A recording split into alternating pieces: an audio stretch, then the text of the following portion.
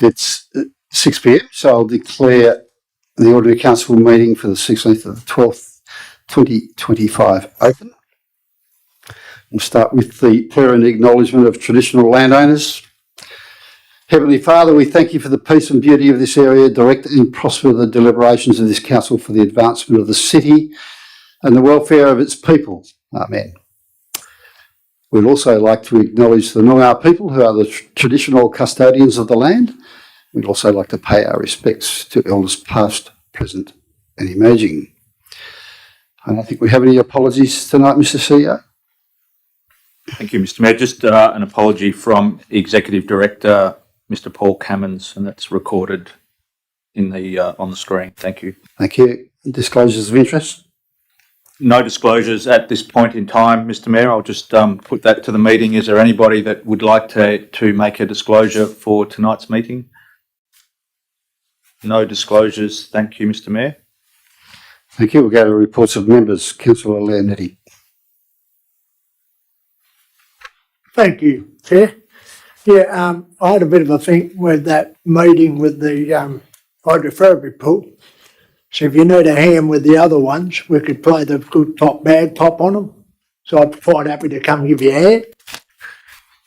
All right. and on the and during the week we had the meeting about the Range Road. So I thought I'd go and do a bit of surveying myself, and I went out the wind farm probably half a dozen times. And you know what, there's not an animal out there at all.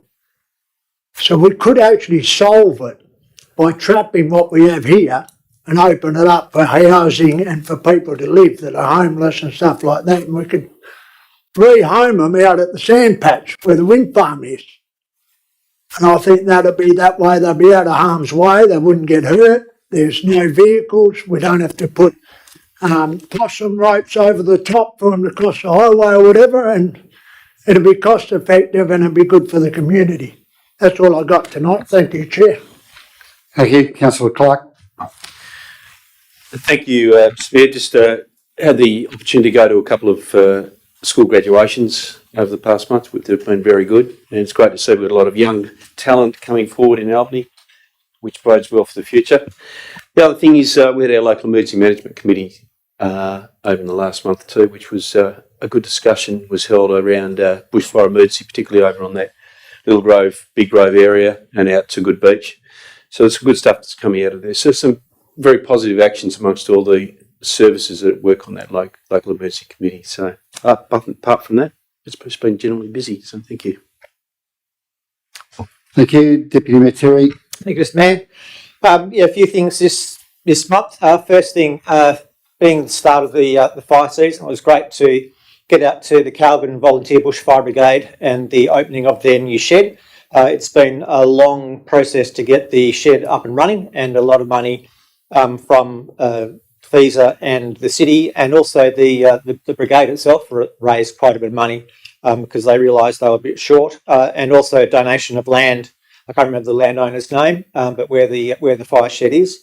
Also, very poignant that there was a bit of a fire out near the Two People's Bay Caravan Park yesterday, and no doubt the Calvin Bushfire Brigade attended that, along with a few of the other bushfire brigades on our south coast was called out. So I just like to remind everyone to be fire safe during this festive season. There's another fire going on up around Ongarop at the moment.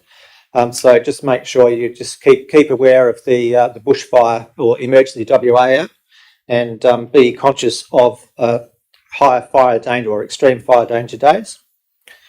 During the month, we had the thanking a lot of our volunteers. There was a event at Air Park that I was unfortunately not able to get to, but was able to get to. Our library, Vancouver Arts Centre and Town Hall volunteer morning tea. It's really good to thank those people that go that extra mile to provide volunteer services to and providing important services to our community. And without those volunteers, we wouldn't be able to do it because we can't afford to pay everybody. One really big event during the course of the month, of course, was the Christmas pageant and the Christmas festival at the Town Square, Alison Hartman Gardens. There was a big crowd. It's a beautiful afternoon or beautiful evening. There was the snow pit. I know my 9-year-old loved that, and there was lots of kids who really loved the snow pit. So I think it was a real good hit. And also the band that played afterwards, after it's a local band. They lots of really good comments that I heard about that, and I rocked along with their music for a while myself. And the number of floats that we had, 45 floats, which I think is the highest that we've had. And it was great to see the community getting involved, and the Vikings Masters Football Club getting in with their float and winning the judges' prize. So I think it was well awarded, Mr. Mayor and Scott Leary, and I think Steve Marshall was your other judge. Getting along to a few primary school graduations as well, and also Alta One, which is really interesting to get out to Oceans Church to hear about what Alta One do in the community. I think they've got about 140 students out there across 3 different campuses. They've just moved into their new premises for a couple of their programs on the corner of Sanford Road and Albany Highway, which is great to see, and they're really loving that. Also, we also got the opportunity to get down to the Surf Life Saving Club on Sundays, thanks to Councillor Stevens as the Vice President of the Surf Life Saving Club for the tour of the facility. It's really great to see how that facility is being used and the number of kids that are involved in life saving. I think it was Councillor Stevens, 400 plus members you've got down there, and the new All Abilities program as well, which has been a real big hit. So congratulations to the Surf Life Saving Club on that. And also just want to wish everybody a Merry Christmas and Happy New Year, and have a happy and safe Christmas. Thank you. Thank you. Councillor McLean. Thank you, Mayor. I'll begin where Deputy Mayor Terry started, which is about fires. We've got an exhibition at the Town Hall. I attended the opening of Radical Futures Fertile Ground, which contributes to the conversation about how the Great Southern communities deal with fire by challenging the narratives around fire that position human beings outside of ecosystems. Really challenging. A lot of people contributed to that who have experience with bushfire, either fighting them or suffering from them. So I encourage you to go to that. And I want to also mention that really appreciated your contribution to the unveiling of the Dream Dress, which was the culmination of the 16 days of activism against gender-based violence. The mayor was very impactful in his comments about his own experiences with just not recognizing how people close to him are affected by domestic violence. And he also asked people to, or men actually, to play their part, play their part in calling out violence. He and Scott Leary both spoke at that. It was very moving, and I appreciate your contribution to that. Of course, the 16 days of activism has been a collaboration by the Southern Aboriginal Corporation and the Albany Soroptimist, of whom I'm a member. And over those days, we had several activities. The dream dress symbolizes the victim's reclamation of their lives and their sense of self after suffering abuse in its many forms. It was a very beautiful dress. I think you'll all agree.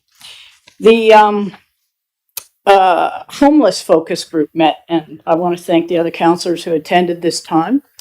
They are struggling to have a productive conversation with the City of Albany that will deliver on their dream to put a mobile laundry for homeless people somewhere in the City of Albany. So they are experiencing frustration at the end after planning this for about 18 months, and I really do hope that we can help them to find a good place for this essential service. On a lighter note, I was the one who, and Deputy Mayor Terry attended the pickleball open day. Councillor Mary, Deputy Mayor Terry stayed on his feet. But I enjoyed playing, and I look forward to playing in future. 260 members at pickleball and growing. The Bush Care Group's afternoon tea was held at Barmup, which is near where I live. And that's city staff, Carrie O'Flaherty, Adrian Chester, Peter Brockman, and also Green Skills Peter Stewart came to Bush Care's Tea to thank all the people that work throughout Albany on their weekends, looking after some of the precious places of bush that are remaining. And I want to thank those people. It's the first time they had that. And I want to thank everybody on the city staff who came to that and helped us to basically get to know each other and work more effectively together. The City of Albany Local Biodiversity Strategy Steering Committee has met, and we will be restructuring the draft in response to some of the feedback that has been received. Look forward to some meetings later in February, and councillors will get a briefing too before it's presented, possibly in March or April. The neurodiversity, the Multiple Sclerosis Society, it used to be the MS Society, and now it includes all neuro disease. But we met them at a morning tea that launched the swim fundraiser out at Spencer Park. They're not swimming at Spencer Park, but we met them in Spencer Park. And I notice my time has run out, but I just want to say that the City of Albany will be fielding a team, or do we say oceaning a team, for the fundraiser to raise money for the multiple sclerosis people who are suffering it. And I encourage everybody who has an interest in swimming to get out there and raise some money for them. So I obviously had a very busy time again this month, and I'll be putting the rest of it on my Facebook page so that the people who were at the volunteer afternoon tea also can be recognized for the great work that they did. Thank you. Thank you. Councillor McKinley. Busy month, but nothing to add. Councillor Bruff. Thank you, Mayor. I was going to talk about the desalination plant at Natterup and the school bus service at Many Peaks, but I won't.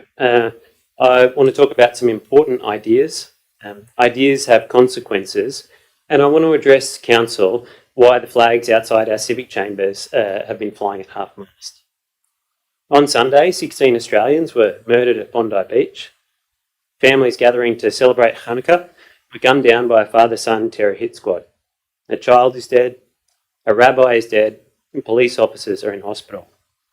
This wasn't a random act of violence. It was ideological murder, the direct result of ideas given space to flourish in our society.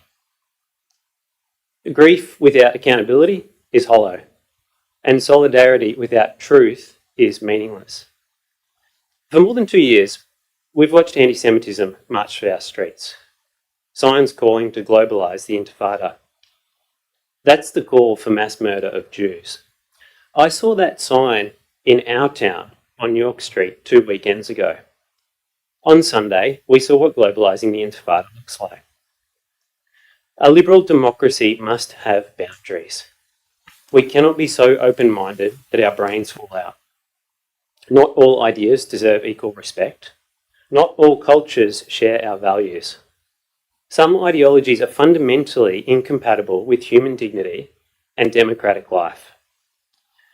Words like diversity, tolerance, and respect ring hollow when they result in passive acceptance of murderous ideology. Social cohesion depends on shared values, not parallel cultures. We have allowed parallel cultures to flourish, and 16 Australians have paid the price. I've spoken about the dangers of radical inclusivity in this chamber and been censored by this council. When we abandon the capacity to distinguish between tolerance and acceptance of the intolerable, we lose our moral compass.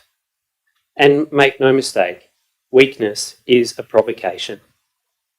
When we fail to clearly reject evil, when we equivocate, when we treat calls for violence as mere differences of opinion, we invite escalation. Moral clarity is not aggression, it is deterrence. The ideology that motivated Sunday's massacre, radical jihadism, is evil. Those who celebrate it, promote it, or excuse it should not be welcome here. If you hold a sign calling to globalise the Intifada for violence against Jews, I don't want you in my town until you have had a change of heart. If you elevate the death cult belief system, over individual human dignity, your views are not compatible with our way of life.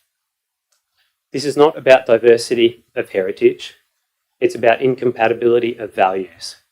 And a free society must be willing to exclude those who would destroy it. Ideas have consequences. 16 Australians are dead because, as a society, we have failed to draw that clear. Thank you. Councillor Sutton. Yeah, thank you, Mayor. Look, just like a few other councillors and the Deputy Mayor and the Mayor, had the privilege, absolute privilege, to go to the 2025 graduation at Little Grove. And as Councillor Clark said, there's some terrific young kids coming through. One that I presented the Literacy Award to picked up about 4 awards, as well as the Ducks for the school. And just a little slip of a thing, but she must have such a busy brain. And it was really, it was a pleasure. Now, what I'd also like to speak about, and this is probably close to Councillor McLaren's part, as in transport, but not around town. The state government are getting rid of a lot of the buses in our rural towns. As Councillor Brough alluded to, Many Peaks looks like losing one of their buses, so that'll bring about the finalisation of the school. They won't be able to keep it open. We talk about advocacy for homeless and all these other things. This has got to be high on our list. What really irks me is they spend $14 billion on MetroNet. All those trips are heavily subsidised, and this is why the Nationals brought in the royalties for Regions fuel card to offset that to a degree with the CAT buses, but now it's just got out of control. The bloody mindedness of just prepared to lose a school and destroy our community. And it's not just here, it's statewide. I heard Lockie Hunter on the steps of Parliament talking. So we've got to be with them. We've got to advocate to keep our transport corridors, if you like, and the school buses to preserve the school, tongue-tied, for when it hasn't got a lot of students now. It won't have any if we lose that school, and we can't afford to. We can't afford to lose any more schools or infrastructure in regional WA. It is the powerhouse. Not much money comes out of Perth, but it all goes there and doesn't come back. So, Council, I'd love us to advocate as much as we can and as hard as we can on the transport. It's a terrible situation. We shouldn't have to do it, but we have to take the bull by the horns. Thank you. Thank you. Councillor Stevens. That concludes the reports of members. There are no responses required to previous public questions taken on notice. So we go to public question time. Now we have probably 45 minutes to 50 minutes worth if everyone takes their full allocation. So I'll ask you to do a couple of things. A, take notice of the expectation in terms of how you address council and conduct yourself in your address to council. There are a lot of people who want to talk about DIS 458, which is the internal document for water management strategy. Let me make this clear before you start. The water management strategy does not coincide with the desalination plant at Nannerrup.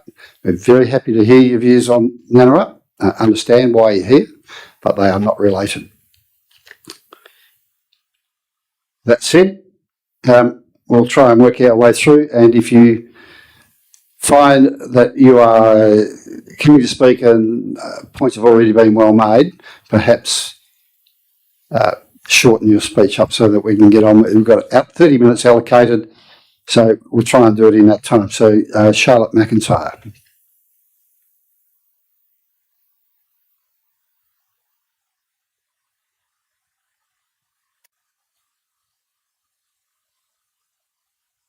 And I'll just add that I want your name, the suburb that you're from. There's a 4-minute cycle up here working on a traffic light. Green light for 3 minutes and 30 seconds. At 3 minutes and 30 it goes amber. At 4 minutes we'd ask you to take a seat. Thank you. Thank you. My name's Charlotte McIntyre and I live in Robinson. I'm here on behalf of the Friends of the Stidwell Bridle Trail to speak about the City of Albany's water strategy, but I'm not here to speak of protecting water.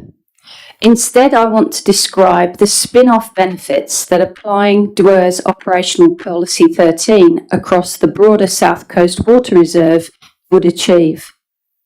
Many of you are already familiar with the long journey to protect the Stidwell from near destruction by recreational vehicle incursion. We've made significant progress already. The trail has been measured, mapped, repaired, and partially fenced. Damage has been reversed and support rebuilt. The Stidwell is well on its way to becoming the jewel in Albany's trails network, but it's still under threat. The wider South Coast Water Reserve surrounding the Stidwell is an uncontrolled playground for four-wheel drives, motorbikes and dune buggies that roam freely through bushland, carving new tracks through previously untouched vegetation. A review of Google Earth imagery from 2002 to today clearly shows the accelerating destruction of native flora. These are not families enjoying a quiet Sunday drive, and they are definitely not fishers heading to the coast. They are thrill seekers chasing extreme bush-bashing experiences with little regard for the environment. With every passing year and every vehicle, bushfire risk increases. Our surveillance cameras have recorded vehicles deliberately driving through dense, desiccated bush, dragging hot exhausts over tinder-dry vegetation to bypass fences. At one location alone, over 90 unauthorised vehicle movements were recorded in less than a month. Here is imagery of one such incursion, which I'll leave with you to pass around. This behaviour creates a risk of serious injury. A spooked horse could throw a rider, a vehicle could crash, incidents which require difficult and entirely avoidable emergency responses. Your own draft strategy states that water quality is protected by managing land uses and associated activities. Yet, beyond the Stidwell, there is no signage directing vehicles to remain on formed tracks, no assessment of cumulative damage, no barriers protecting fragile vegetation, and no plan to accommodate rising vehicle numbers. Instead of management, what we see is silence, and I hope that the problem will simply go away. It will not. After years of unmanaged land use out there, it's time to say enough is enough.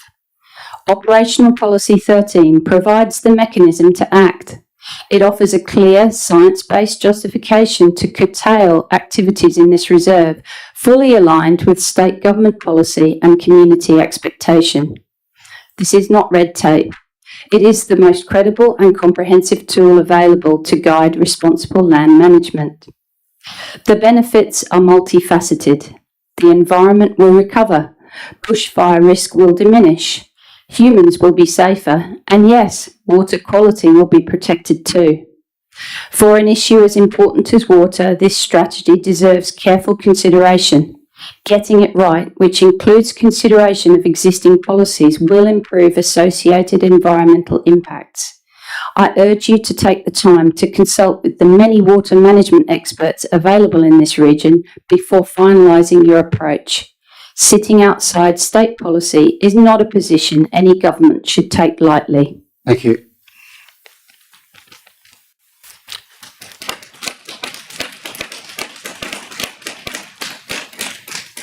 Now, our policy for public speaking is that people who are speaking to items on the agenda get preference.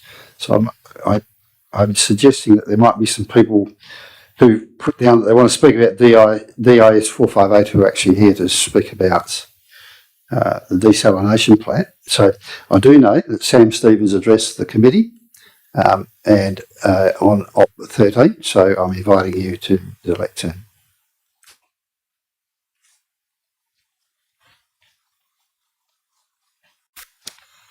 Samantha Stevens, 37 Rowney Road, Robinson. Thank you, Mayor and Councillors.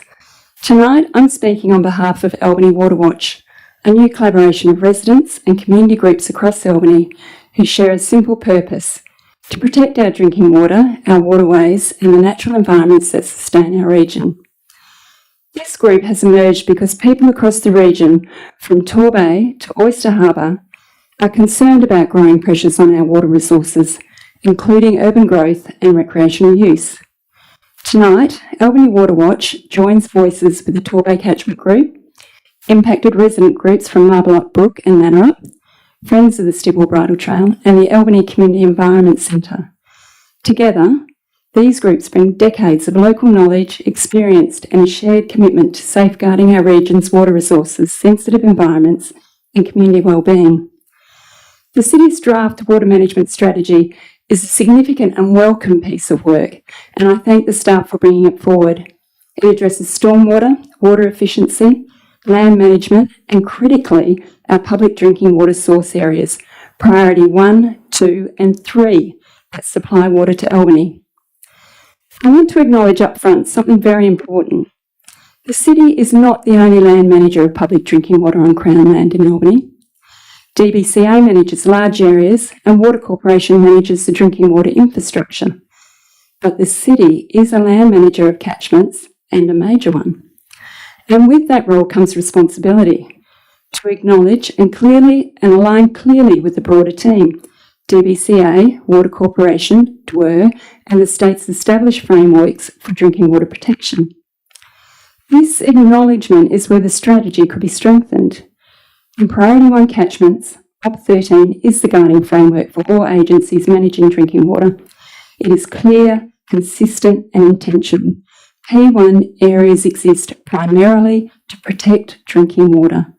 Yet the strategy omits reference to OP 13 and relevant state water source protection policies and permits activities such as motorised recreational vehicle use that conflict with P1 protection and how other land managers operate.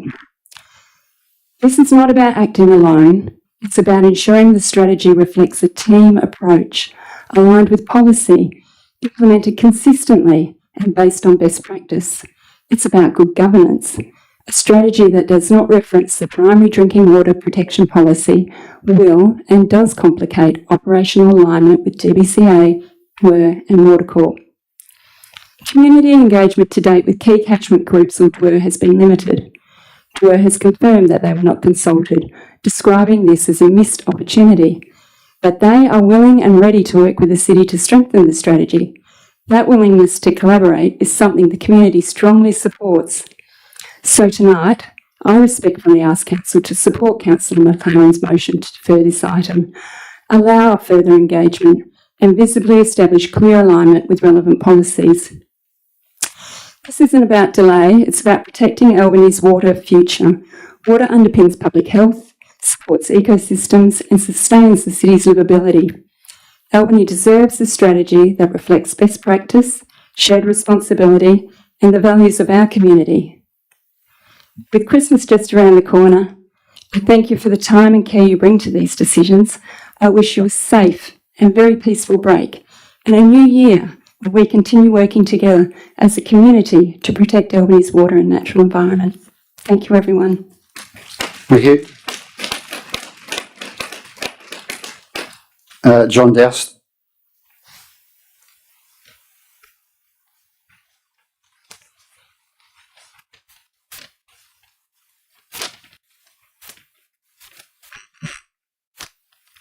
John Doust, Dangrove Road, Spencer Park, cusp of Yakima.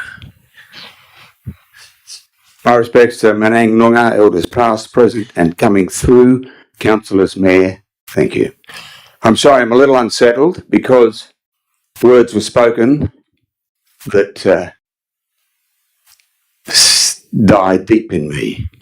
I'm a person who lived 3 years on kibbutz in Israel. My first wife was an Israeli. I'm speaking every week to Israelis, kibbutzniks, Jews, Arabs, Arab Muslims, Arab Christians. One of my great friends, Rami Aman, was arrested by Hamas, tortured, now lives in Cairo. Ramiz al-Suri, my good friend in Gaza City, never left Gaza City, is a Greek Orthodox Christian.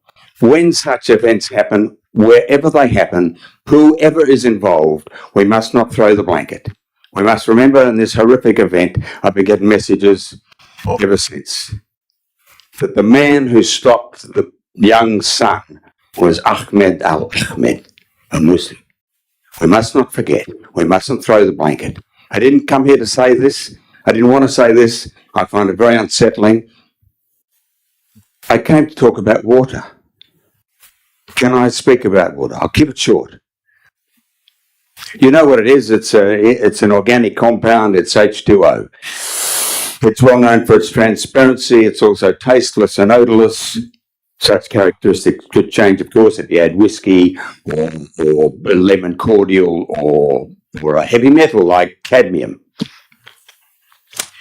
The transparency bit, that's what interests me, because I think that's what we need in this place. Drinking water is crucial, is it not? There is only one thing more crucial than drinking water, that's air. We can't live long without air. We can't live long without water. Air and water. And when people get out of their cars in this place, they go, oh my God, the air. They get off the plane, they get off the bus, they get off the ship. They take deep breaths. Then they drink the water, and they're not so complimentary usually. And unless they visit one of those of us with a tank, a rainwater tank. Now, if you were to go and ask ratepayers if they would like the drinking water to align with the clean, pristine air, I'm quite sure they would give a resounding yes. How do we ensure the best? Well, a good start would be to implement approaches consistent with DOER's Operational 13. That'd be a good start. Now, one more thing. The city has won, I forgot, I'm doing all right. One more thing. The city has got, it's won awards for its willingness to engage in public consultation. Has it won any awards for its implementation of recommendations following public consultation? I don't know.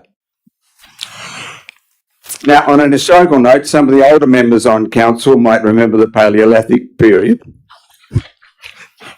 because during this time, our ancestors wandered out of Africa into the wider world in sociable, well-connected, egalitarian, very democratic nomadic bands. It's a winning strategy to survive any crisis. We should remember for the greater part of human history, there were no chiefs, there were no commanders, there were no city councils, there were no massive houses. We all lived equally. None of the common signs of disparities in power revealed in house size, the ownership of extravagant and unnecessary goods and chattels. Pure democracy was at its core. It comes from the Greek words demos, people, and kratos, power. Democracy means people power, people involvement, people being consulted, listened to. During the Paleolithic, all evidence suggests that political power was widely shared and that group decisions were made democratically. It's done. During the Paleolithic period, there were no clocks, but there are now. Thank you. There were no. All right.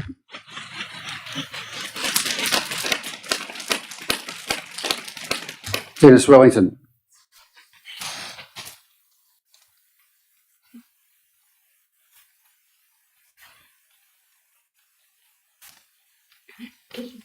Good evening, Mr. Mayor. Councillors, my name is Dennis Wellington. I live in Mackenzie Street in Middleton Beach. I wish to talk tonight about a letter that was put in the paper in last Thursday's Advertiser, written by one Jennifer McRae, where it was talking about the road from Range Road, etc. And then it used some information that is completely and utterly false. The life of former City of Albany Mayor Dennis Wellington was saved by the timely application of the portable defib which hangs on the wall in the library. The quick thinking of this first aider ensured the Mayor's heart kept beating and his blood circulating through his body.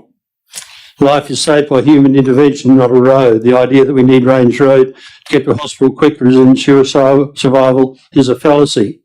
As we see from the former Mayor's experience, first aid was what saved his life. He was not made to wait for an emergency treatment until he was wheeled into accident and emergency. That is completely and utterly false. It never happened. I've never had an experience in the library. I've had family and friends come up to me this week and say, what the hell's going on?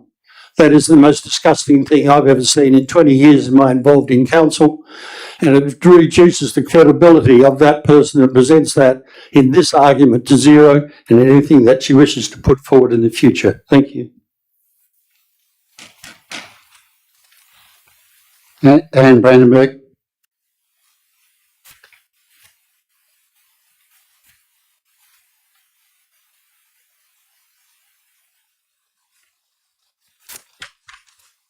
Good evening, councillors. Thank you for the opportunity to speak. I'm Anne Brandenburg. I come from Moonlight Road, Calvin. I'm a member of the Lower Calvin Community Association, formerly known as the Progress Association, and I'm a friend of the Nanarup group. In 2005, 2011, roughly, we were twice actively involved in helping the Calvin community have a voice in a development proposal for the oldest farm in the district, Candia. This would result in an influx of population the size of Boyup Brook with little or no community consultation and involvement prior to development approval by council. An outcome of our efforts and exercises was that the community-based interest and input, once accepted and incorporated into the current Albany local planning strategy, the strategy which guides the City of Albany's Town Planning Scheme number 2, was a shift in planning focus to infill development, which spared city resources, and therefore our community resources, and valuable agricultural land from urban development. It also, as part of it, identified a development prong to the east of Albany that protected water assets and supplies to the west and northwest of Albany. Some of those have been referenced in discussion, in presentations just now. So what does this mean for us now, and how does this relate to the Albany water management strategy? Answering this is where council planning and facility community involvement comes in. Future development to the eastern prong of Albany is going to mean a big, an inevitable population increase, and it's going to mean pressure on our water and recreational resources to the east being increased. And my question to the council is, or to us all, is where are the people who want to come here to enjoy all those beautiful resources going to recreate? Where are they going to get the landscape and environment that's not altered and adjusted with confidence either before they arrive or once they've arrived? At the moment we have, when I arrived here in Albany in 1998, the landscape of east of Albany was Lower King, Gull Rock and Ledge Beach combined as one, Nanarup and Two People's Bay. Two People's Bay, we've been blessed with a beautiful natural environment with some very rare species and opportunities and protections in place. The other two environments were very much about shared community use, shared for everybody, for every sort of recreational purpose that was possible. Since that time, there's been a change to the uses of the combined Ledge Beach, Gull Rock Beach. Gull Rock is now purely for families and people. There is no opportunity now for taking dogs and down there. The Ledge Beach side has become people and animals. There is still Nanarup Beach at the moment where we can take our elderly and pursue other activities such as beach-based fishing, pool driving, etc. However, since Ledge Beach and Nanarup Beach have been changed, there's also been some changes to Nanarup Beach, and my concern is that we are slowly diminishing. We are slowly diminishing our resource to the east where our population growth is going to be, and that needs to be thought about as part of our water management strategies. Thank you. Melanie Michael.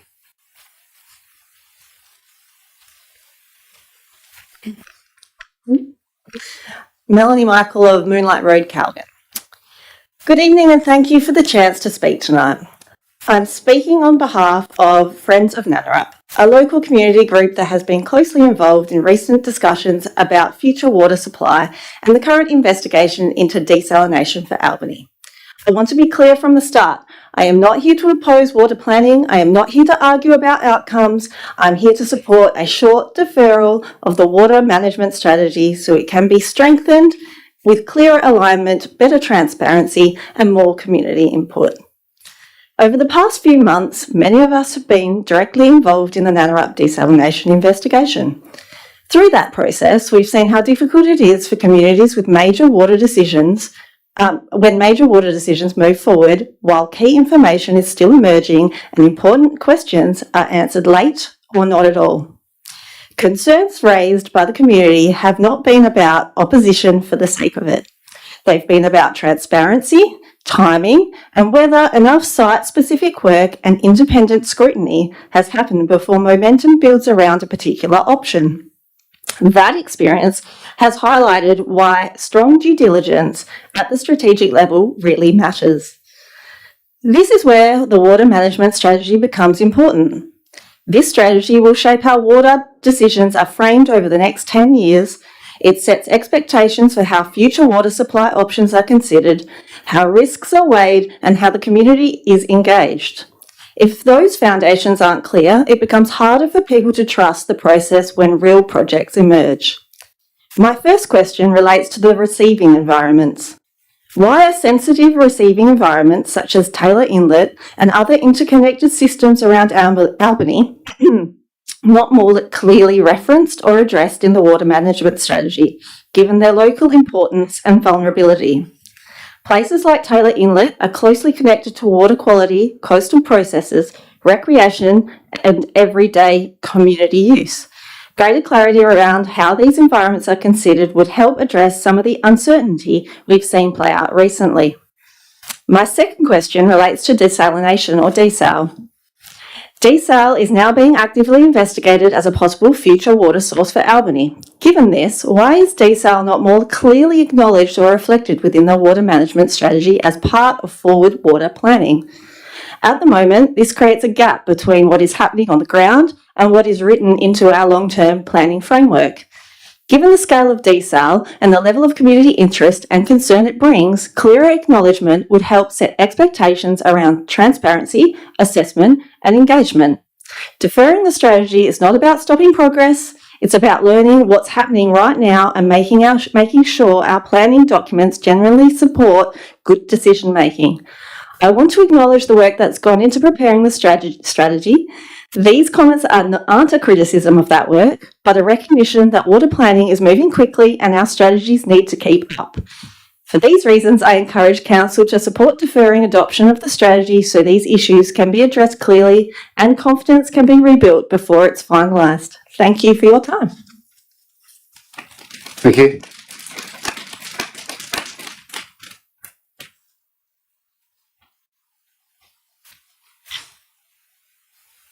Just reiterate, Melanie, that the desal and the water management strategy are two separate issues that can be being conflated here.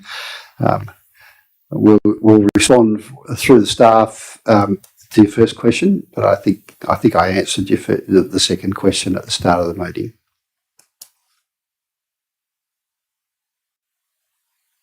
So I'm obliged via policy to go through the people that have DIS 458 before we go to Range Road, so we'll try and accommodate Range Road people as well.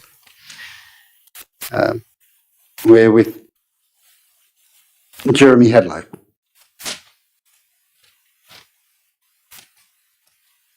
So Jeremy Hadlow, Marble Up, North Road, Marble Up. Good evening, Mayor, councillors and members of the community, and thank you for the opportunity to speak tonight. As the chair of a local group of farmers deeply concerned about the health of Marble Up Brook, I wish to offer feedback on the Albany water management strategy. Firstly, let me commend the city for developing this strategy. It represents a vital step forward, one that challenges the status quo and invites some meaningful dialogue, which is exactly what is needed. The document before you is not merely a technical plan, it's a declaration of how we value our environment, safeguard our health and shape our future. With that in mind, I would like to highlight 3 considerations that I believe are essential to ensuring this strategy achieves its purpose. The first consideration is that of consultation and due process. It's vital that we seek broad input before resolving this strategy. A rushed process undermines confidence in the process and risks overlooking critical perspectives. Community and stakeholder consultation, including with the West Australian Local Government Association, who are conducting their own review, is essential. Councillors need to understand both the content of the document and its long-term impacts. Taking the time to consult widely beyond the views of 74 survey respondents will ensure the strategy is robust, trusted and reflective of community values. While the strategy addresses many aspects of water management, there has been limited engagement with key stakeholders, including water catchment groups, water-focused community groups or farmers. These groups and their insights will ensure the strategy reflects the realities of on-the-ground waterways, catchment management and sustainable recreational and water use planning. The second consideration is the alignment with DWER and legislation. Water management in Western Australia is the responsibility of DWER. For Albany's strategy to carry weight, it must clearly reference DWER's policies and align with state and federal legislation. One such policy is DWER's Operational Policy 13 for managing recreation land use in Priority 1 drinking water areas. Operational Policy 13 serves as an established framework for managing recreational activities in public drinking water source areas, ensuring that public health and water quality are prioritised while still allowing for community engagement in these natural spaces. This alignment is not just a matter of compliance, it is about credibility. By grounding our local approach in established frameworks, we ensure that our strategy is enforceable, consistent, and respected by regulators and the community alike. The final consideration is that water is a fundamental right. In 2010, the World Health Organization declared that access to clean water and clean air is a fundamental right for all citizens. This is a powerful reminder that water is not simply a resource, it is a human right. Every resident of Albany has a right to safe, pollutant-free drinking water. Our strategy must explicitly reference and support this position. To do otherwise would be to neglect the very foundation of public health and community wellbeing. Embedding this principle elevates the strategy from a technical document to a moral commitment. In conclusion, the importance of this strategy cannot be overstated. It must be developed with consultation, aligned with recognised authorities, grounded in fundamental rights and approached with fairness. Albany deserves a water strategy that is not rushed but carefully built, one that protects our environment, safeguards our health and reflects the values of our community. Thank you. Thank you. Laura Bird.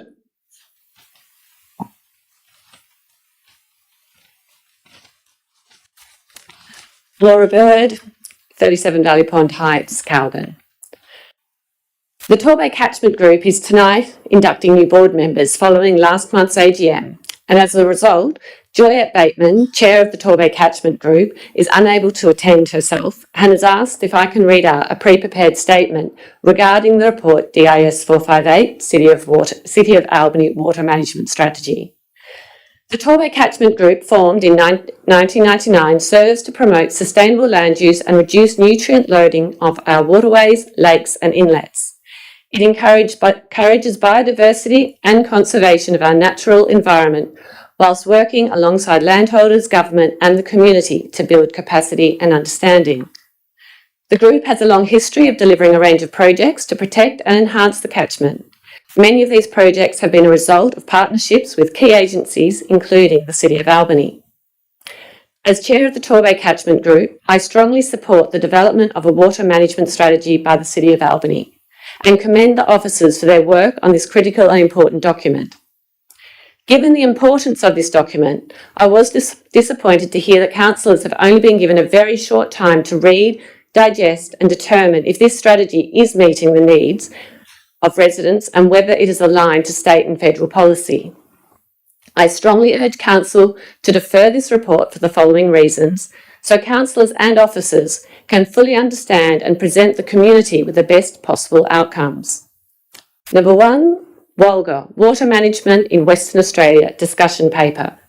As we know, the role of Walga is to provide expertise to all Western Australia's local government councils by advocating for their interests at state and federal levels, including the development of policies to help councils better serve their communities. Unfortunately, this discussion paper is not referenced anywhere in the report before you tonight, and it seems logical that the city would use the expertise, resources and collective strength of Walga to reach the best possible outcome for such an important strategy. 2. The Department of Water and Environmental Regulation, DWER, Operational Policy 13. Unfortunately, this policy is also not referenced in the report. And, like Jeremy said, given DWER is the primary regulator for environmental protection in WA and ensures the state's water resources are planned, managed and developed sustainably to meet the needs of the community, agriculture and industry, can I respectfully suggest that they are consulted more widely to ensure that the strategy is aligned to state government policy and delivering on a contemporary approach to best serve our needs. 3. Time and fairness for new councillors. Councillors Clark and Stevens, congratulations on your election to council. We wish you well and understand the challenges in trying to navigate all the local government systems. Existing and returning councillors, please consider Councillors Clark and Stevens, who are asked to vote on such a significant strategy within 2 months of joining council. Perhaps it might be wiser to defer this item so it can be reviewed in a few months' time following the input of DWER and Walga, and thus given the required consideration it deserves. And 4, stakeholder engagement. I note that less than 100 people were consulted in the community engagement section of the report, with the workshop being held almost 4 years ago. I appreciate the city may not wish to engage more broadly with the general community. However, key stakeholders like South Coast NRM, DWER, Walga, and of course the Torbay, Oyster Harbour and Wilson Inlet catchment groups would no doubt love an opportunity to work alongside the city to further build on such an important strategy. So in summary, I fully support and thank the city for considering a water management strategy. I just ask that you defer for a short period of time so the strategy can reference all the necessary agencies and policies. Water is too important. Thank you for your time on this important strategy. Juliet Bateman, Chair, Torbay Catchment Group. Thank you. We're taking our life in their own hands here, Tony Harrison. This will do.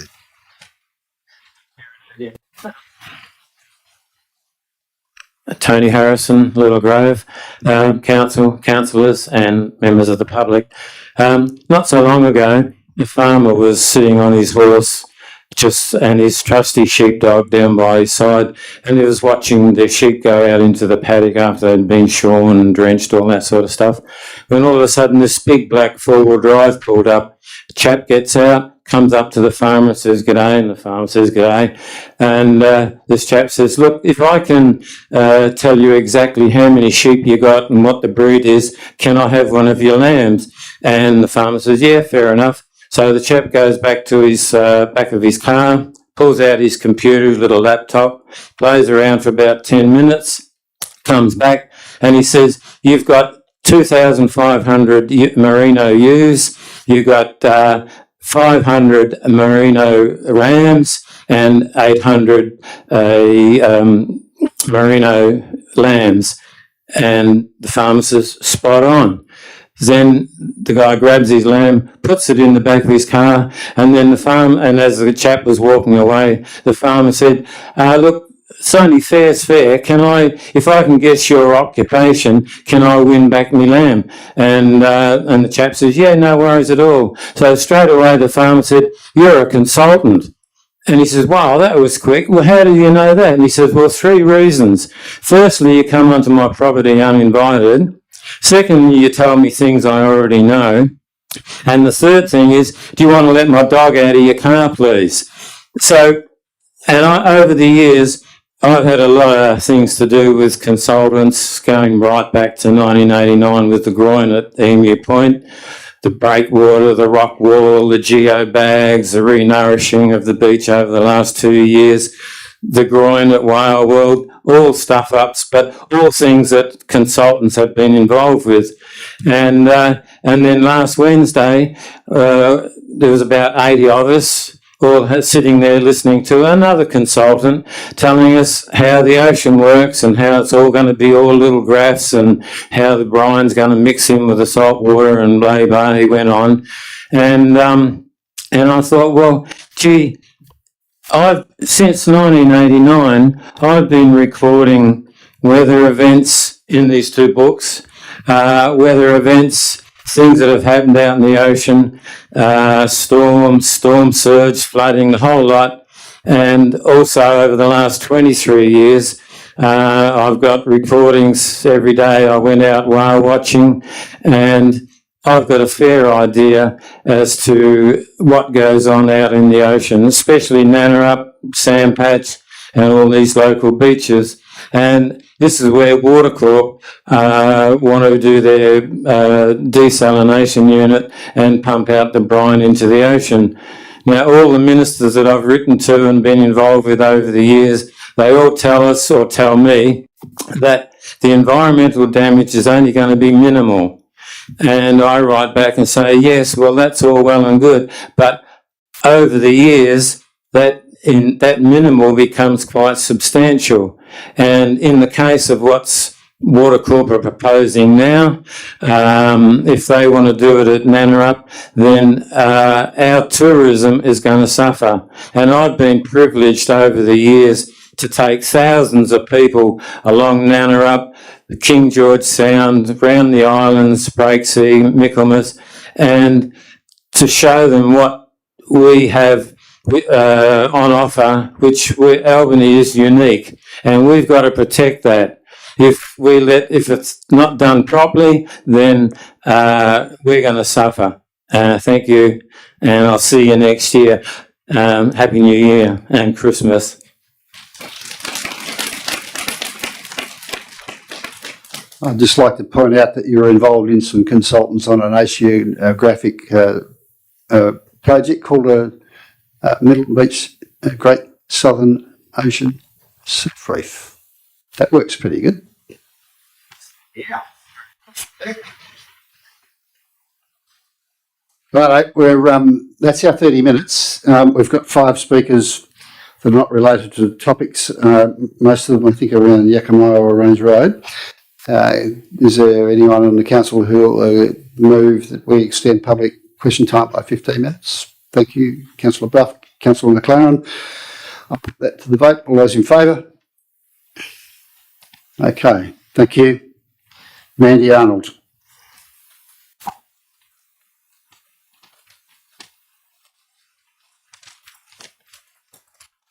Hello, everyone. Mandy Arnold, Yakima. I acknowledge that we stand on land that is unceded by the Noongar Nation. I am speaking for those who do not have a voice. I am speaking against the Council's proposal to put a destructive road through Lot 4743 with its amazing animal and plant life, including the Yakima Forest and a fragile priority ecological community of Banksia coccinea. Instead, I propose Council adopt a plan to make all of Lot 4743 a heritage park as part of our 2026 bicentenary celebrations. Early botanists, including William Dampier, Archibald Menzies and Charles Darwin, and many more since from around the world, have documented the dazzling array of plants and animals found nowhere else on Earth, earning Albany the reputation as a global biodiversity hotspot due to its unique ecosystems, endemic species, and rich natural diversity. Removal of thousands of hectares of native forest has occurred in just 200 years in our region, leaving a once verdant landscape depleted of trees and animals that had existed for many thousands of years. All that remain are disconnected remnant pockets of a previously rich ecology, including Lot 4743 and the Yakamaya Forest, which are living entities that can promote well-being, restore sanity, and reduce the ambient temperature from heat produced by concrete, tarmac, and buildings. Trees that comprise the Yakamaya Forest include sheoak, black butt, marri, banksia, wattie, jarrah, and the Christmas tree. Animals include antechinus, bandicoots, critically endangered ring-tailed possums, echidnas, lizards, native bush rats, kangaroos, 3 species of bats, red-tailed black cockatoos, endangered bodans and Carnaby's black cockatoos, magpies, red-eared fire-tailed finches, wrens, red-capped and ring-necked parrots, ravens, honeyeaters, and more. Did you know that this land has 12 times more plant diversity than Kings Park? Lot 4743 and the Yakamaya Forest is the jewel in the crown of our local Lands Council to find other road options. We must instead adopt a plan to make Lot 4743 and the Yakamaya Forest a heritage park and a protected habitat, and leave a living legacy for all our descendants. Thank you. Thank you. Michael Bayliss.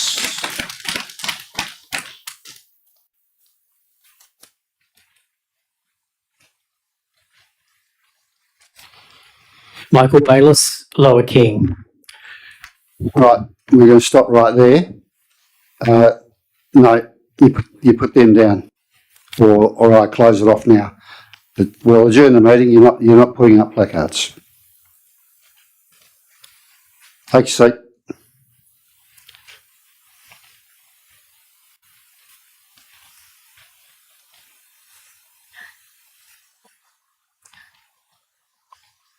You're here to address council, not to protest. What? There you go. Back in June, I was selected to take part in a weekend community consultation forum for the North Albany District Structure Plan. As a semi-active contributor for the Friends of Yakamaya Forest, Budja, one of my top priorities attending the workshop was to advocate for the protection of said Yakamaya Forest from the ravages of endless development, in this case a proposed dual carriageway through the middle of endangered western ringtail possum habitat. During the weekend, it was very clear that there was a wide cross-section of the Albany community from a broad spectrum of political leanings. For example, on my table, I sat with active members of both the Nationals and Liberals parties, who on paper contrasted with myself. At the start of the weekend, they were rolling their eyes at being stuck with one of those greedy Yakamaya types. But despite these initial differences, it really struck me over the weekend how much across the same page we all were with regard to the future of the North Albany district. To give some concrete examples, over the weekend each table was asked to list their top 5 priorities across options over several categories. These were tallied up and written down. Let it be clear that, under environmental values, an overwhelming majority of attendees selected the preservation of native vegetation, mature trees, waterways and wildlife. Under heritage and character values, an overwhelming majority of attendees chose Menang Noongar culture, natural vegetation and the environment over and above post-settlement culture, views and buildings. By the end of the weekend, even the property developers in attendance went against stereotype and actually wanted to save bushland corridors, which makes me believe in miracles. On my table, we're in fierce agreement that too much of the natural world around Albany has already been cleared. We're depressed at our car-dependent, clear-felled, cookie-cutter new suburbs marching ever forward. We had the imagination to envision future communities centred around village-style, mixed housing for all lifestyle and needs, walkable neighbourhoods, cycle paths, canopy-covered high streets, community gardens. We made our feelings loud and clear on that weekend. Nevertheless, we left with a looming dread. Enough. No amount of new roads, road widening, or any number of defective, cheaply built housing with a shelf life of 30 years or under will ever be enough unless we reimagine full scale how we approach urban planning and design our communities, God forbid, rethink our obsession with growth.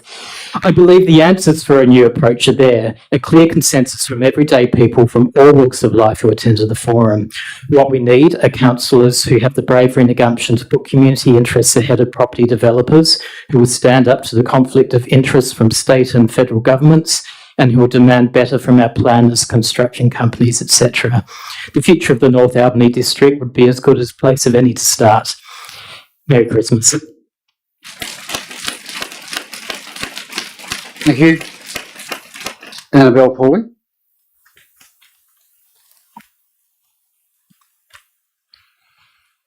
Good evening, Mayor and Councillors. Annabelle Pauly from Lockyer, and I'm speaking on behalf of the Friends of Yakima Forest Puja. We acknowledge the traditional owners of Albany. We come before you tonight with hope in our hearts.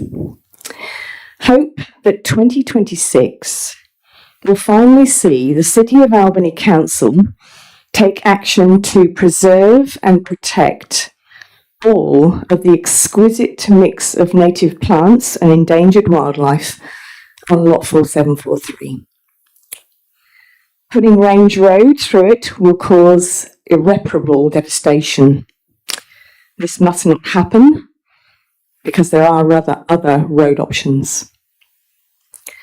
This beloved patch of bush contains old-growth Marri and Jarrah trees which have officially been aged at 258 years old. They were here before European settlement.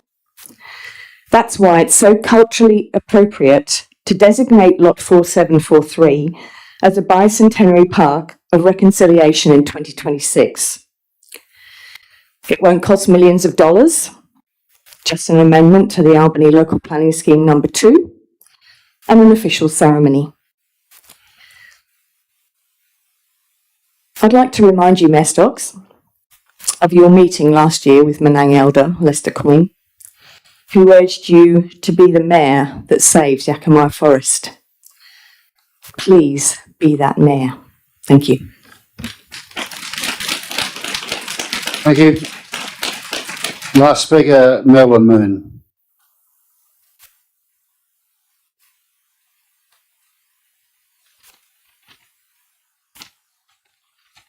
Good evening all. Merlin Moon, 65 Burgoyne Road, Port Albany. Councillor Sutton, I know you. I spent part of my high school years living just a street away from you, and I'm friends with your children. Rebecca Stevens, I know you. Sorry, Councillor Stevens, I know you. We went to high school together. We've known each other since we were about 16, and I consider us friends. Councillor Leonetti, whilst I don't know you on a personal basis, the last name Leonetti is synonymous with Albany, and anyone who's familiar with the town is well aware of the name.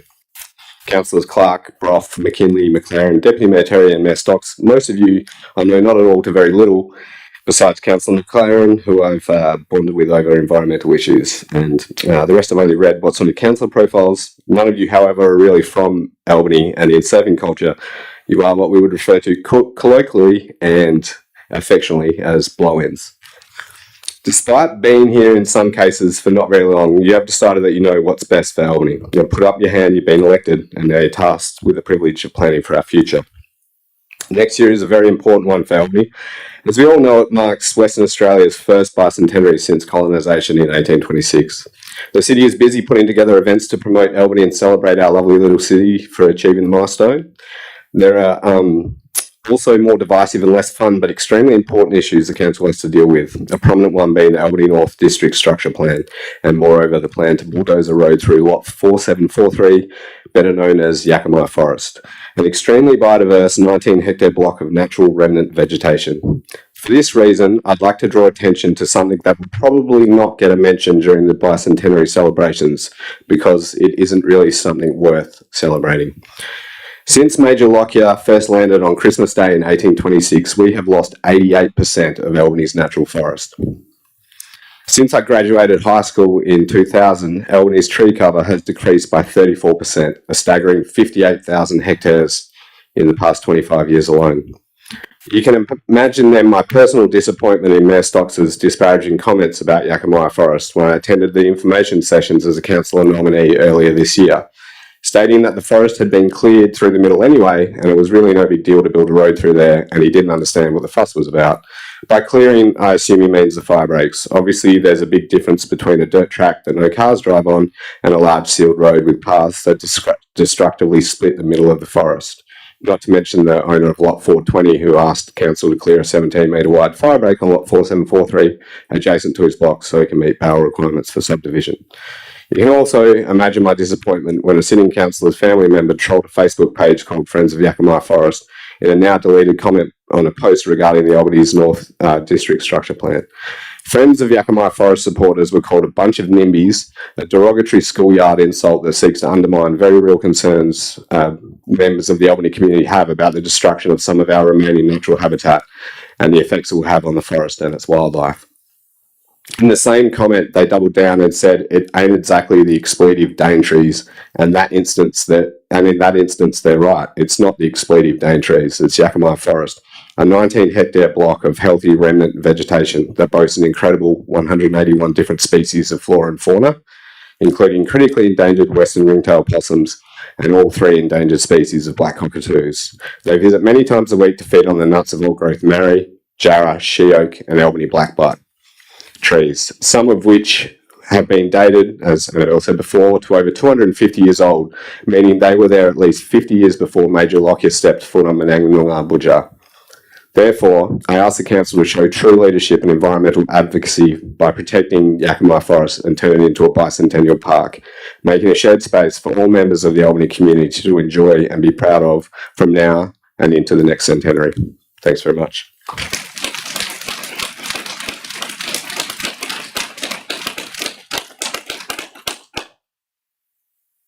Well, that's interesting that you'd bring a conversation like that. That's a misrepresentation of the conversation that we had. Also concludes public question time. Thank you. Applications for leave of absence, Mr. CEO. Thank you, Mr. Mayor. There has been no applications, and I'll just check in with elected members. Is there anyone wanting to seek leave of absence? No, thank you, Mr. Mayor. Thank you. Petitions and deputations, there are none. Confirmation of the minutes. The draft motion is that the minutes of the Ordinary Council meeting held on Tuesday, 25th of November 2025, as previously distributed, be confirmed as a true and accurate record of proceedings. Someone to move, please. Councillor Clark, Councillor Bruff, Councillor Clark. I think. Councillor Bruff. Anyone wish to speak against? No. All those in favour? Carried 9-0. There are no presentations and there's no unresolved business from previous meetings. I'll just check in with the CEO on something.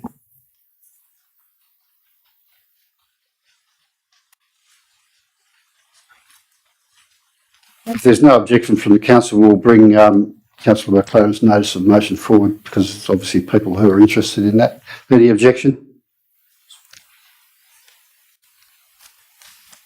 Feedback? Yes. So we'll go to DIS 458, please.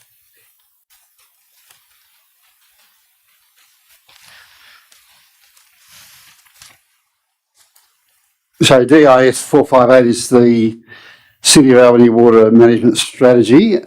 What we have from Councillor McLaren is a procedural motion And for the public's information and for all members, Councillor McLaren has 1 minute to give an explanation of why she's moving a procedural motion. There is no debate. At 1 minute, I will ask you to sit down and then we will vote to either accept your procedural motion or not. Councillor McLaren, can you read your motion first, please? Do we need a seconder, Mayor? You do. You need to read the motion first. The motion is that consideration of report item DIS 458, City of Albany Water Management Strategy 2025-2035 be deferred until the ordinary council meeting to be held in March 2026. Do we have a seconder? Councillor Stevens. Councillor McLaren. Thank you, Mayor. I'm seeking to defer this item until such time as council members have a briefing. The community service survey from this time last year has driven the development of the water management strategy with limited stakeholder input. However, councillors have not had a briefing on the proposed final draft. As it so happens, local governments are currently considering a statewide discussion paper on water strategies released in November 2025. The outcomes of this consultation will shape WELGA's advocacy position and may well influence our strategy. Water management concerns for people and organizations in Albany have been heightened over the last 12 months by several controversial matters. Among them is a proposal by the Water Corporation for a desalination plant. This will have a dramatic impact on water management.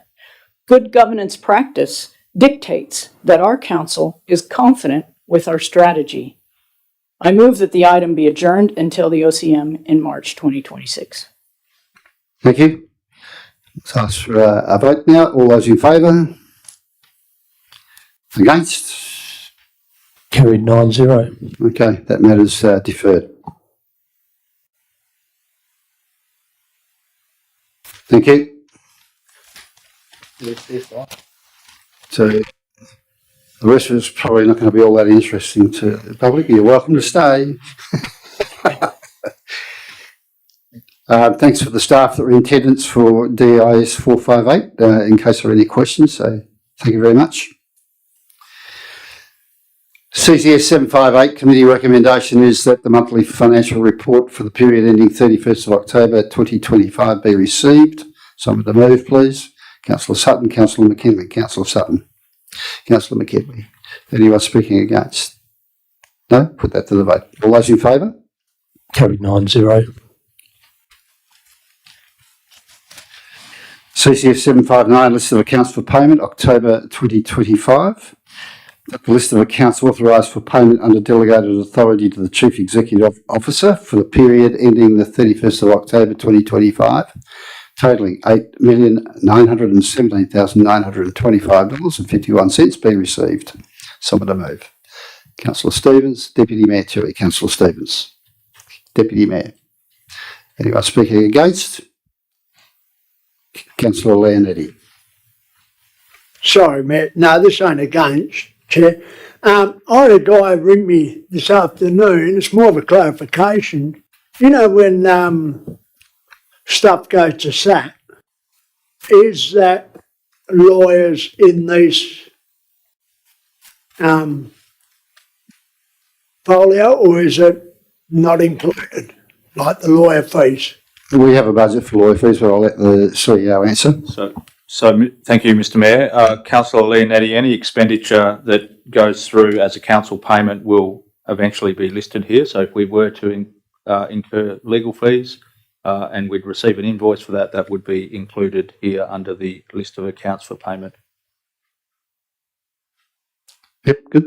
Righto. Anyone else wish to speak for or against? Right of reply goes to Councillor Stevens. I don't think you need it, but okay, let's put that to the vote. All those in favour?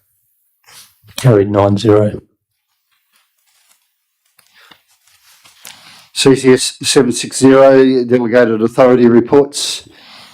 The recommendation is that the delegated authority report 16th of October 2025 to the 15th of November 2025 be received. Someone to move. Thank you, Councillor Clark. Seconder, Councillor Sutton, Councillor Clark. Thank you, Mayor. Councillor Sutton. Anyone speaking against? Put that to the vote. All those in favour? Carried 9-0. CCS 761 Communications and Engagement Strategy Progress Report. The recommendation is that the City of Albany Communication and Engagement Strategy Progress Report for Q3 2025 and its endorsement by the Communications and Engagement Advisory Group be noted. Someone to move that. Councillor McLaren, Councillor Clark. Councillor McLaren. Yes, thanks, Mayor. I'll just briefly say this is actually such a good result of a dedicated group of people who've been working over the last 2 years, at least since I've been involved in it, to update and refine our strategy of communications and engagement. And it's something that I think everybody should be very proud of. And I commend this report to you. Councillor Clark. Anyone wish to speak against? Councillor Bruff. Thanks, Mayor. Just a brief observation on Action 1.1.1. I know the report states that recruitment to the advisory group is seeking to fill particular demographic categories. I'm concerned about this approach. When appointments are made on the basis of demographic characteristics rather than interest or merit or relevant experience, we risk two things. First, tokenism, selecting someone to symbolically represent a category rather than because of their individual contribution. Secondly, indulging the false assumption that people from similar backgrounds share the same views or can speak for others. In my experience, people are far more varied and interesting than the demographic boxes we put them into. So my preference is simple.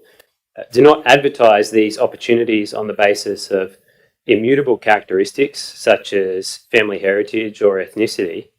Welcome all interested residents and select people based on the value they bring, not the category they fit. At the end of the day, we're all Albany residents. Diversity of thought and experience matters far more than demographic quotas. Thank you. Anyone wish to speak for the motion? Anyone wish to speak against? No.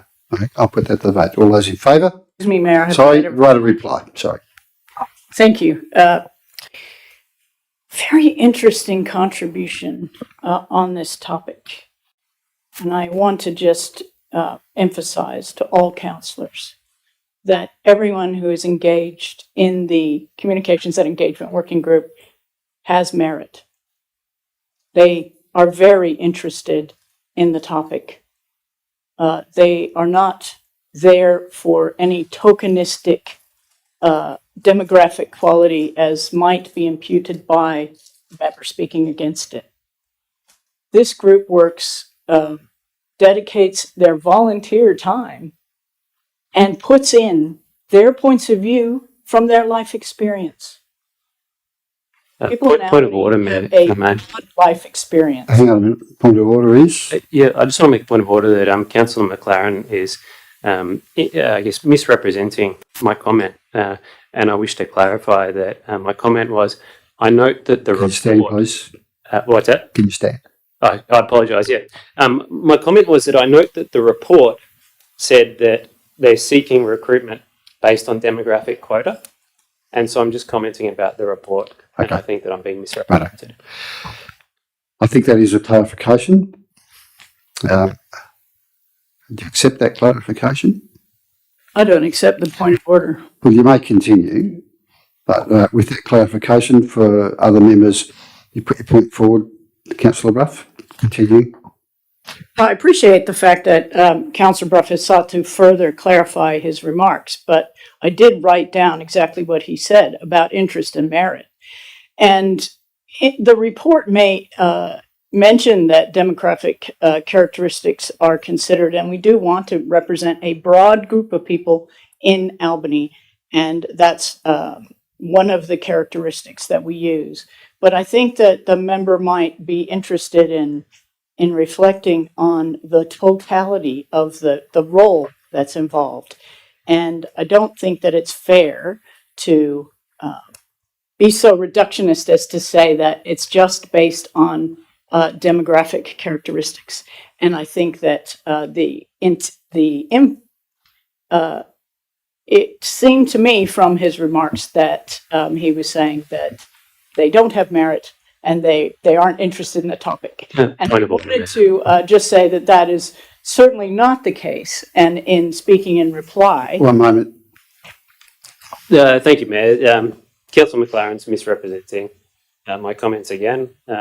She is suggesting that because I raised this, that I'm explicitly stating that people do not have merit on the advisory group, and that is false. Okay. All right. Point taken. Can I conclude my remarks in reply? Can I conclude my remarks? So, in reply to the opposition to the motion, I urge councillors not to be swayed by the point of view that has criticized how we recruit. We do definitely want a broad range of interests. We do want people who have different points of views and different life experiences. And it means that as a city, we're doing a good job in consulting and engaging because we have a broad group of people in the group. So that is indeed what the purpose of inviting people into the consultation group is, nothing more, nothing less. I urge you to support it. That concludes debate. Just a point of order, Mayor, if I may. I just respectfully request... Point of order, the mayor said it can... withdraw. Point of order. False remarks about me. Does she withdraw? Repeat that. I'm just saying, I'd like Councillor McLaren to withdraw the false representation of me. I didn't pick up a false representation of you. I picked up a false representation of in your view of your remarks. So I'm not going to ask you to do that. Now we'll put that. Yes. Are you conceding that she made a false representation of my remarks? I did not. I said that is her interpretation. I didn't say it was a false representation. I refer to my opening remarks about truth. Thank you. I'll put that to the vote. All those in favour? Against?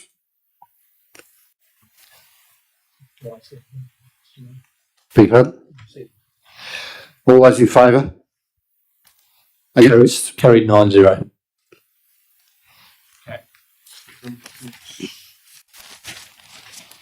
CTS 762, Council and Committee Schedule 2026. This hasn't come to Council. I will point out a couple of things that might be of interest to you. We are holding our Council meeting in December, the third week of December rather than the fourth. This gets us within 3 days.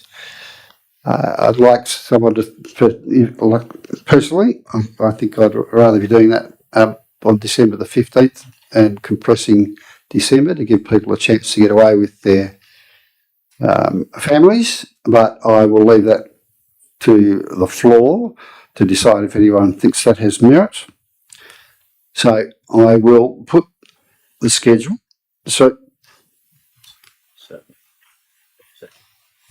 Well, no, I'm not suggesting, I'm not going to move it. If that comes from the floor as an amendment, we'll adjust it accordingly. So we have a officer recommendation is that the Council, for the purpose of giving public notice, approve the following committee schedule meeting for 2026 with no meetings in January 2026.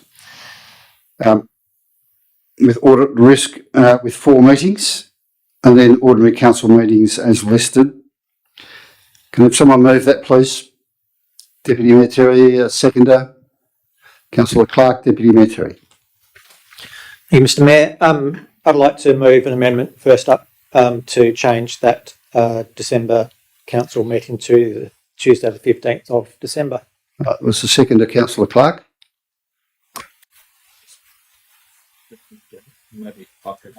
So, Mr. Mayor, perhaps if I can suggest that if Councillor Terry and Councillor Clark are happy to just move that as their original motion with replacing the 22nd of December with the 15th. Happy to do that? Yeah, then we might circumvent having let's get on amendment process. Okay. We'll accept. Good advice. Good to get this calendar of meetings for the next year. It's a formality, and of course we need to advertise when we're going to be doing these meetings. Moving that final meeting to Tuesday, the 15th of December, will, as the Mayor alluded to, allow us to knock off a little bit earlier. It would mean that we won't have a strategic briefing in that month. Because we will have the committee meetings the week before. We probably won't remember, but the council, the agenda for that meeting probably won't be able to come out until a Thursday or Friday beforehand, because we'll have the development infrastructure meeting on the Wednesday before that meeting. So urge everyone to support. Thank you. Councillor Clark. What he said, Mr. Mayor. Good. No. Anyone speaking against? Councillor Sutton. Thank you, Mayor. Look, I'm not speaking against. A point of clarification. We did have the discussion only weeks ago that we were going to move some of the committee meetings together and have one night between DIS and CSS. What's happened to that, or do we make that decision on the fly? Where do we get to on that? Just going back over that conversation, that is an option that's available to you. I think what we took away from that conversation is that you probably wanted to explore that in a bit more detail during the year and then potentially come back and give that consideration. I think from that conversation, it was probably well supported, but in the event that you've got a large agenda on the night, then some people had some potential objections to doing all of that heavy lifting through one committee. But I think if you want to, you are open to suggesting that as an amendment tonight, if that's the way that the council would like to go. Alternatively to that, the plan B would be to try and work through that during the year, and if there's appetite to combine, depending on how we go. I think the other comment, Mr. Mayor, we could bring that back to you at the appropriate time with direction from council, but the other comment that came into that conversation is the heavy workload potentially with the 2026 program with elected members. So I think the general consensus was to leave it as is at the moment, with the option to come back at a future point in time. But we've also taken on board we may be able to combine some of those committee meetings together if we can get in early enough. We'll take that on board. Thank you, Mr. Mayor. So do you want to move an amendment?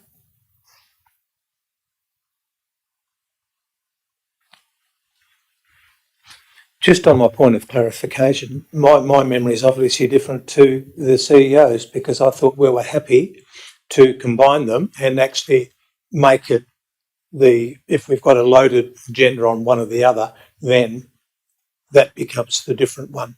Whereas we have the norm will be both combined, because there was discussion about getting away from a few nights here. And there were the discussions about staff time on the extra time. I'll ask you again, do you want to move an amendment? No. But I will leave it as it is. But be clear that there is going to be some flexibility in that. If we do have light agendas, we will combine them on a Tuesday night, but you've got to give a week's notice to the public. Okay. Where are we at? Have we got any speakers against? No, we'll put that to the vote. All those in favour? Carried 9-0. CCS 762, recommendation 2 is that, and this emanates from committee discussions and strategic workshop discussions around starting at 5:30 for committee meetings. So for CCS, DIS and ARIC, that we would start at 5:30 and that council meetings will continue to start at 6 p.m. So, do I have a mover for that recommendation? Councillor Clark, seconder. Councillor Sutton. Councillor Clark? No, thanks, Mayor. Councillor Sutton. Anyone speaking against? Councillor Bruff? Look, I just in advance signal to the council that when I work on Tuesdays, I finish at 1800. and I will endeavour my utmost to ensure that on our CCS and DIS and ARIC meetings that I swap out of my work at the hospital in order to make sure that I can attend on time. That said, the workplace has been incredibly accommodating for council, and I have to signal that I may be late for some such meetings if by force majeure I can't change my work. Thank you. So in effect, could I just get a clarification there? Principally opposed? No. Speaking for or against? Councillor Stevens. Thanks, Mr. Mayor. I was going to speak against, but taking on Councillor Bruff's comments around his work schedule, I was just saying, why wouldn't we just do both at 5:30 so the public and the community know that it's 5:30 for any meeting? But if it doesn't accommodate other councillors' work commitments, then happy for the council meeting to stay at 6 p.m. But I think most people this day and age finish work at 5 or 4:30. So I'm just wondering whether that's a consideration. So do you want to move an amendment then? I would like to have as many councillors around the table as possible. So I'm not going to move an amendment if it's not convenient for people to get here by 5:30. But if that is consensus that we can get here by 5:30, then I would move it. It's a bit hard to do that. I think Councillor Bruff's giving us a licence, let's give it a try. No, she doesn't want to move an amendment. All right, so where are we at? Councillor Clark? I speak. No, thank you. Anyone for or against, rather? We've had speakers for and against. Deputy Mayor Terry? Yeah, look, just hearing Councillor Bruff and the difficulty of getting here for 5:30, if not all of us can be here at 5:30, then I think we should do it at 6 o'clock. We want it's all of us here, all of the time. So if it doesn't work for one of us, then I think we should change. So I propose that we go back to the committee meetings being at 6 p.m. So is that an amendment? An amendment. All right, thank you. Someone to second that amendment? Okay, but before that, can I just make a point of clarification, Sure. Mayor, if I may? Thanks, Deputy Mayor. I really appreciate that. I'm actually happy to suck it and see and be persuasive with work. I appreciate the content in there about the fact that for most people it works really well, and fatigue. You're driving back out to the bush, Councillor Sutton. That's better for everyone, and so I'll support this and foreshadow that if it turns into a schmozzle, I'll respectfully sort of propose that we change the times. So point of clarification. Yeah. All right, with that clarification, do you want to... If Councillor Bruff's happy with 5:30, then and everyone's all right with it, then we're going to leave it as it is. Withdraw that amendment. Withdraw the amendment. Thank you. Councillor McLaren. No, thanks, Mayor. Anyone want to say anything else for or against before I go back to Councillor Clark? No, Councillor Clark, write a reply. No, thank you, Mayor. I think everyone's said enough. Okay, I'll put that to the vote. All those in favour? Carried 9-0.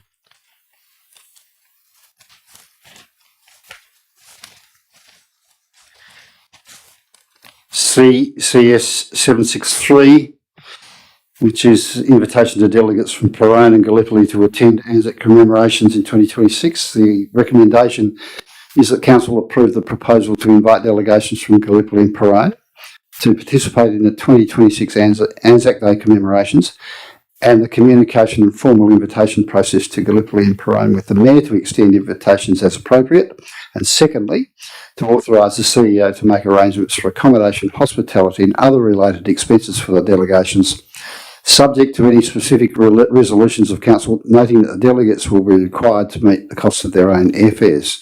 Councillor Bruff, if you want to move that, a seconder. Thanks very much. I need a seconder first. Councillor McKinley. Councillor Bruff. Thanks, Mayor. Look, I want to I'll begin by acknowledging the context in which this proposal comes before us. The civic affiliations policy we adopted earlier didn't emerge in a vacuum, and I want to express gratitude for Jennifer for all her work in producing that and the debate we had there. It followed a period where this council took a hard look at what our international relationships were actually delivering, and in some cases what risks they carried. We made the decision to step back from a sister city arrangement that had produced no demonstrable benefit over many years and which, on closer examination, raised legitimate questions about alignment, transparency and strategic intent. That was an important decision and the right choice was made. The policy adopted has set clear criteria: trade links with trusted partners, genuine cultural exchange, sporting or educational ties, and above all, transparency and mutual respect. It was about being selective rather than expansive, relationships grounded in shared values. Which brings us to Gallipoli and Perone. These are not transactional arrangements. They're relationships built on shared sacrifice, on democratic values, and a century of trust. They exist because Albany is where the Anzac story begins, not as a slogan, but as a historical fact. And they endure because both Turkey and France have consistently honoured the bond through commemoration, correspondence, and genuine partnership. In troubled times and uncertain times, and I think we can all agree that these are troubled and uncertain times, subnational cultural relationships like these matter more, not less. They matter socially because shared rituals of remembrance strengthen civic cohesion at home and reinforce the values we claim to stand for. They matter economically because cities with a strong sense of identity and story are more resilient and more attractive places to live, to work, and to invest.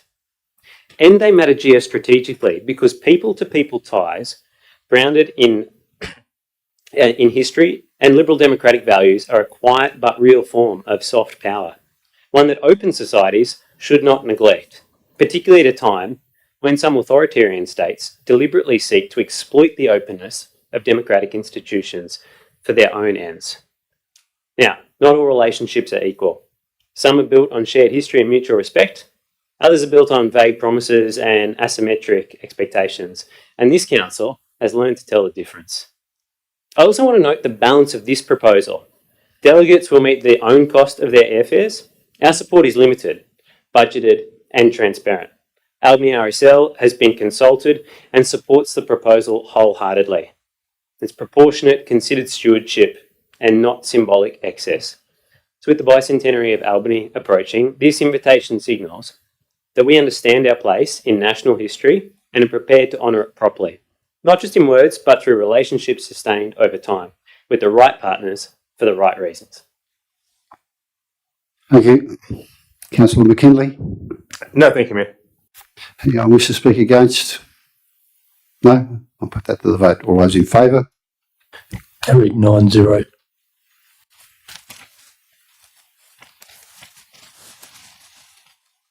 CCS 764. The recommendation is that the Council, in accordance with the requirements of Section 5.54 of the Local Government Act 1995, accept the City of Albany Annual Report 24-25, which includes the Annual Financial Report and the Independent Auditor's Report for the period ending 30th of June 2025.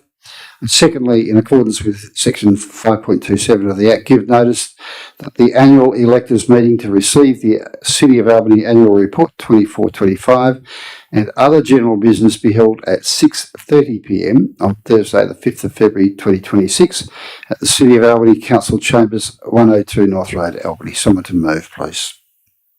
Councillor McLaren, Councillor Clark. Councillor McLaren.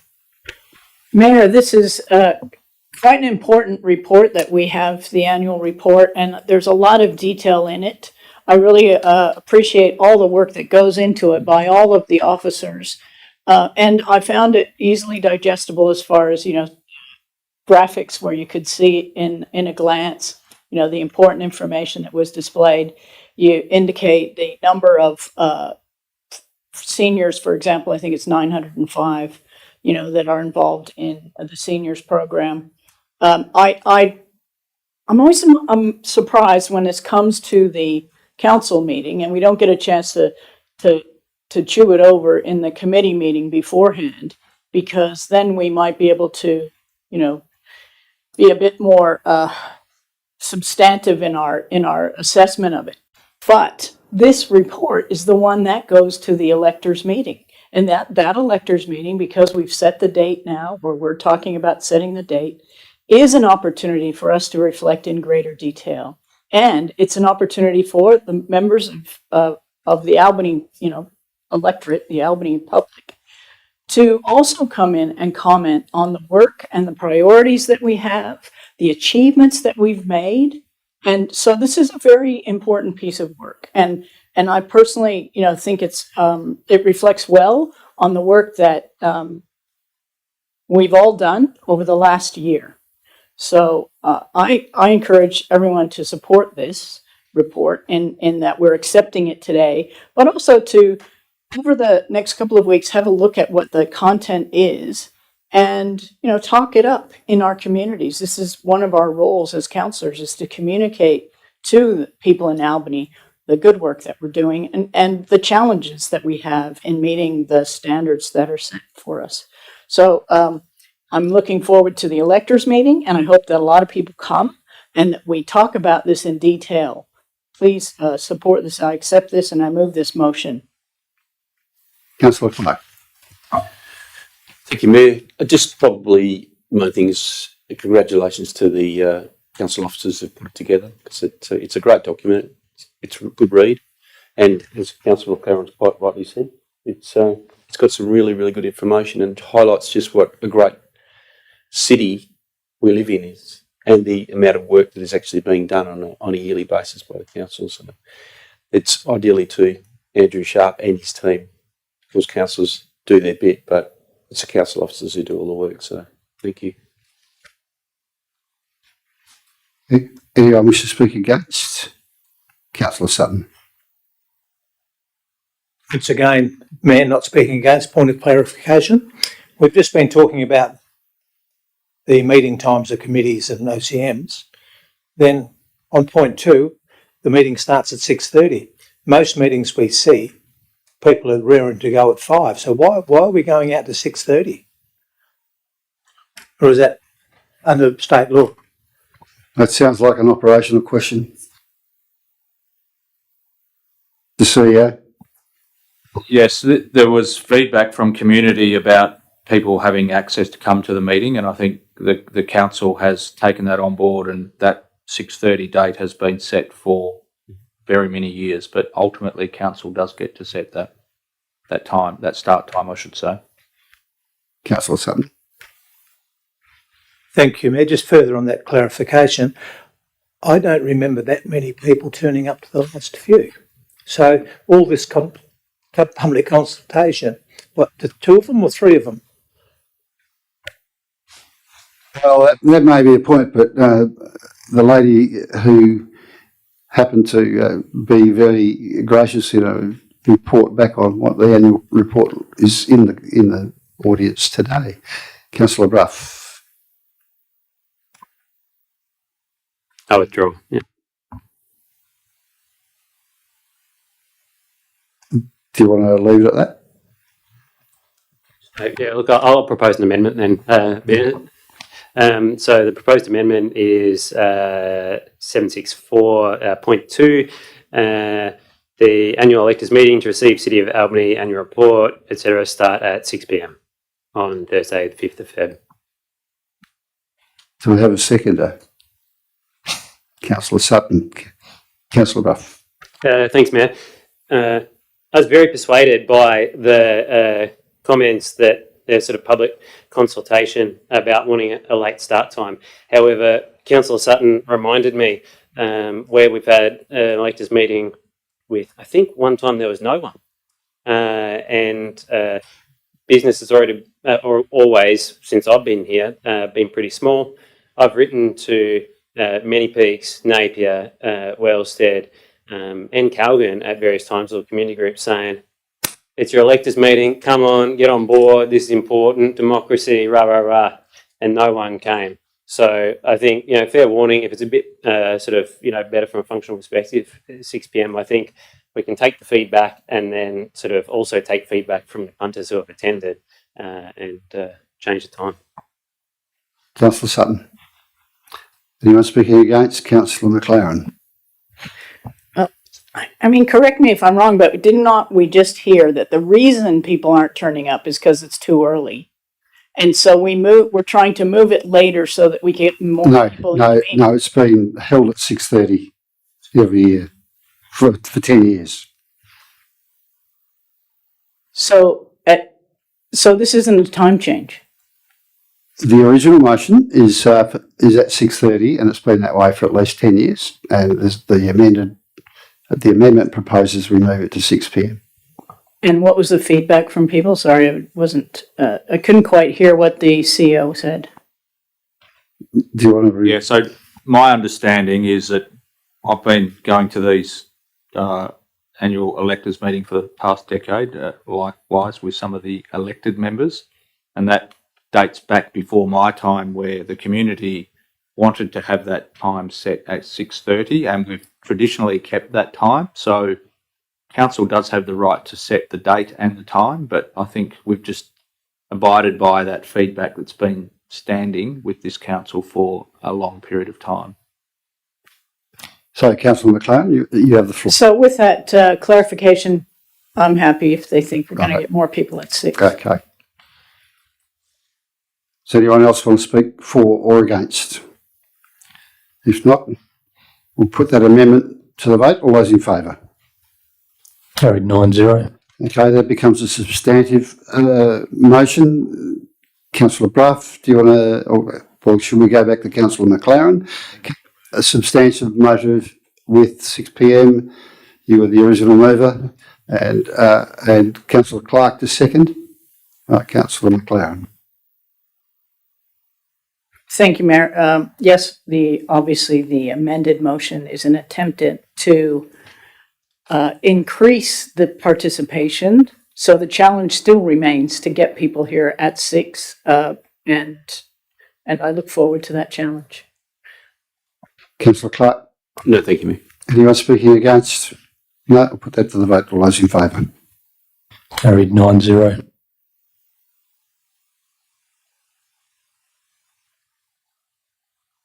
We've got 2 financial reports that needed to come because of the time lapse before we have our next meeting. So CCS 766,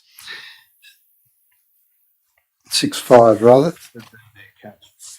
Yeah, sorry, I'll jump ahead.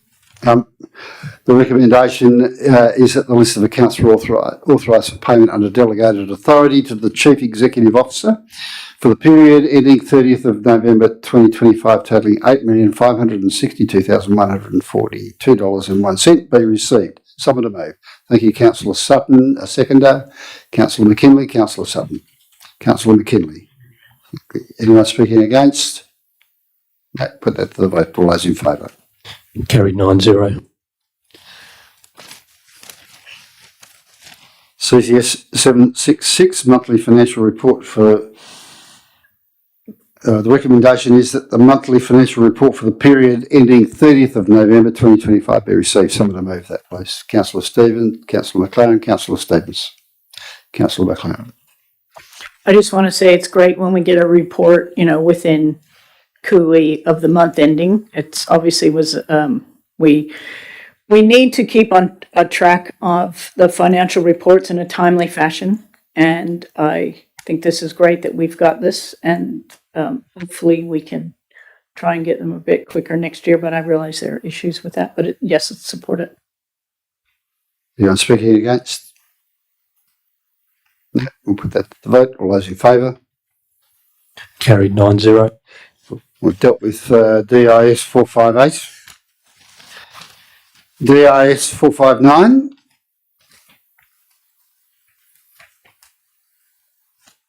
The recommendation is that the council requests the Minister for Lands to permanently close a 400 metre, 8.2 hectare section of unconstructed Browns Road Reserve pursuant to Section 58 of the Land Administration Act 1997. Contingent to this land being amalgamated with Lot 7167 on Certificate of Title 2210/50 and Lot 7168 on Certificate of Title 2083/78. Someone to move that, please. Councillor McLaren, a seconder. Councillor Sutton. Councillor McLaren. Just briefly, Mayor, the Wilson Inlet Catchment Council is acquiring the land from the Department of Lands and Heritage. This is a disused four-wheel drive track to nowhere, and the road closure is part of this. It will enable WIC, which is the acronym for that group, to control access to this wetland, control dieback, and the potential export of avian influenza virus. WIC will establish a quarantine station to clean boots and tires, so that will be, the closure of this road allows them to do that there. And it's not limiting people, and it was brought up during committee, but it doesn't limit people from accessing any part of the coast. It's better management of that area. The City of Albany and the fire brigades will have a key to the gate. And so with those clarifications, and I think City of Albany is, well, I think the council should support this. Councillor Sutton. Thank you, Mayor. Just very briefly, this is a golden opportunity to make conservation of this great area easy. It's a great tool we've got, so I can't see any reason why we shouldn't do it. It helps everyone. We don't have to look after it. The conservation group can take more control, and it's a fantastic outcome. I urge all councillors to vote for it. Any speakers against? No? Put that to the vote. All those in favour? Carried 9-0.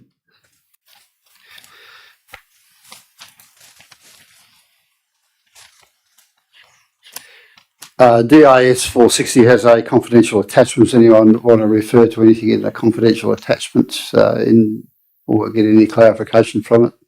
Need to go behind closed doors? No? Okay, we'll move on. The recommendation is that the council approve a budget amendment to transfer the amount of $200,000 from Land Acquisition Reserve WO 14519.2703 to increase the Land Acquisition Budget line WO 15444.2550C to $350,000. Someone to move that, please. Councillor Leonetti, Councillor Clark. Thank you, Chair. Yeah, I think this is, I actually went and measured North Road because I didn't believe the boys and it was 30 metres wide, but it actually is. And so it's a good proposition. As, like we said, we need another road going in and out, and it's eventually going to give us dual lanes. So I think we really need to go for this and start moving forward with this area because we really do need these blocks opened up. And so I wish all councillors to vote for it. Thank you. Councillor Clark. Thank you, Mayor. Pretty much along the lines of Councillor Leonetti, I think it's an important piece of land to acquire, and it's a reasonable amount of money in this current climate, so I support it and urge other councillors to do the same. Thank you. Anyone speaking against? Councillor McLaren? In the tradition of this evening, not speaking against, but and as a point of clarification, the connection is required regardless of whether the full range road alignment is ultimately implemented. That is in this agenda item, and that is why I'm supporting it, because it provides essential access and evacuation capacity in the event of a bushfire, and it will form part of the future district distributor road, whether or not Range Road is built. So was that a clarification that you were asking for? Yes. So what is that true? Is that true? Yes. All right. Anyone wish to speak against or for? No. All right. I'll put that to the vote. Right of reply, rather, to Councillor Leonetti. No. No. All those in favour? Carried 9-0. DIS 461, Planning and Building Reports. The recommendation is that the Planning and Building Reports for November 2025 be received. Someone to move. Deputy Mayor Terry, Councillor Stevens. Deputy Mayor Terry. Yeah, just briefly, when I saw that report and the numbers, I was staggered. We have got the biggest building value over the last 5 years for the first 5 months of this year. So Albany is booming. Lots of investment in town, which is really good to see. We just need to have more housing lots available so people can live here and work in the businesses that badly need them. Thank you. Councillor Stevens. Anyone speaking against? Put that to the vote. All those in favour? Carried 9-0. DIS 462 is now shoulder widening. Again, there is a confidential attachment. Does anyone want to refer to anything in that attachment? No one wants to go behind closed doors. Okay, we'll go to the recommendation is that council accept the grant funding of $2,086,422 from the Regional Road Safety Program and allocate to new income budget line work order number WO 4044.1402C of $2,086,422. And 2, amends the annual 2025-26 expenditure budget to include narrow shoulder widening, allocate to new expenditure budget line work order number WA.4044.1775C of $2,086,422. Can someone move that, please? Councillor Sutton, Deputy Mayor Terry. Thank you, Mayor. Look, this won't take long. I believe this is the greatest safety initiative the state government has ever done. I've noticed on Chester Pass Road, which I do 4 or 5 or 6, sometimes 10 times a week, that singly was the best improvement of anything. So, look, I recommend this to all councillors. It's a give me, really, isn't it? It's going to make it safe. It's a very popular beach and all that area for recreation. So the safer we could make it, the better. So I urge all councillors to support. Thank you. Deputy Mayor. Yep, thank you, Mr. Mayor. And part of this road safety program is making it more safe for cyclists. I, for one, have ridden out to Nanarok many a time, and when the road goes to 90 and 110 at places, it can feel a bit unsafe at times. Usually we're going down there at 7 o'clock in the morning, so it's usually not too busy. But that will certainly help with the safety for cyclists and also for other road users having a wider seal across the road all the way down to Nanarok will be really good. Urge all to support. Anyone speaking against? No? Okay, I'll put that to the vote. All those in favour? Carried 9-0. DIS 463, which is the Albany tennis. This one? Oh, the second one, yes. We better award the contract as well, mightn't we? Recommendation 2 is that contract C25035 be awarded to the tenderer recommended by the evaluation panel in the confidential briefing note attached to this report. Some of the move. Councillor Sutton, Councillor Clark, Councillor Sutton. Councillor Clark. No, thank you, Mayor. Anyone speaking against? No, put that to the vote. All those in favour. Carried 9-0. DIS 463, which is the Albany Tennis Centre Budget Amendment. The recommendation is that the council accept the grant funding of $1,500,000 from the Department of Creative Industries, Tourism and Sport. Allocate to new income budget line work order number 15832.1101 of $1,500,000 and 2 to amend the annual 25-26 expenditure budget to include Stage 2 Albany Regional Tennis Centre to allocate to new expenditure budget line work order number 15832.1755 of $1,500,000. Someone to move that. Councillor Stevens. Councillor Leonetti, Councillor Stevens. Thank you, Mr. Mayor. Obviously, it's something that I've supported for a long time, the Albany Tennis Centre, and been on council and sitting in the chamber listening to the different iterations of how the tennis centre was going to get built many years ago. I think it's great to see that they've moved into their new centre, but I think this funding obviously will bring the project to its full life.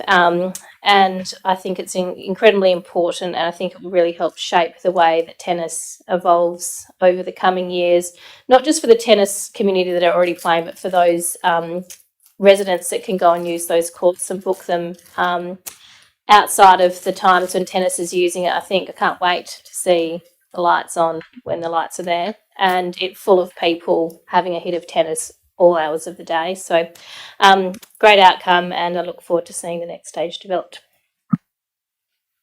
Thank you. Councillor Leonetti. No, thank you, Chair. Councillor Stevens summed it up. Okay. Anyone speaking against? No, put that to the vote. All those in favour? Carried 9-0.